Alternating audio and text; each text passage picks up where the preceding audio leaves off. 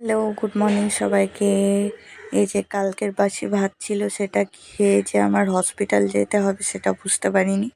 তো কালকের বাসি ভাতটাকে ভেজে নেব আর বলবো যে কেন আমাকে হসপিটাল যেতে হলো।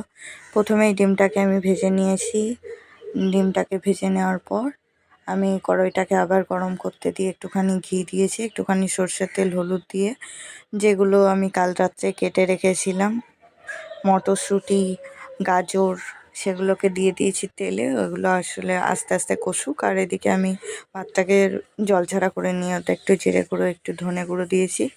তারপর একটু ভাজাগুলোতেও জিরে ধরে গুঁড়ো দিয়ে দিয়েছি। তারপর নুন দিলাম, হালকা করে ঘি দিলাম অল্প করে। তারপর একটু চিনি একটু মিষ্টি মিষ্টি করব তাই চিনি দিয়ে ডিমটা দিয়ে দিলাম। তা আমার তো ছোটো কড়াই তো এতগুলো দিয়ে মাখা সম্ভব না, ঝাঁপিয়ে পড়ে যাবে। ওই জন্য একটুখানি এখানেই মেখে নেবো টিফিন কোটোতে। তো টিফিন কোটোতেই মাখামাখি শুরু করে দিলাম। তারপর বাটিতে তেল লেগেছিলো, সেটাও চেঁচে দিয়ে দিয়েছি। এবার এটাকেও নাড়ছি, আবার ভাতটাকেও আস্তে আস্তে মাখিয়ে নিচ্ছি। আবার এটা ভাতে নিয়ে নিলাম, এটা মোটামুটি হয়ে গেছে। এবার ভাতে ওই ভাজাটাকে নিয়ে হালকা করে মেখে নিলাম, কারণ কড়াইয়ে এপিট ওপিট করতে গেলে পড়ে যাবে। তারপরে আমি কড়াইয়ে ঘি আর একটুখানি তেল দিয়ে দিয়েছি। তারপরে ভাতটা দিয়ে দিচ্ছি।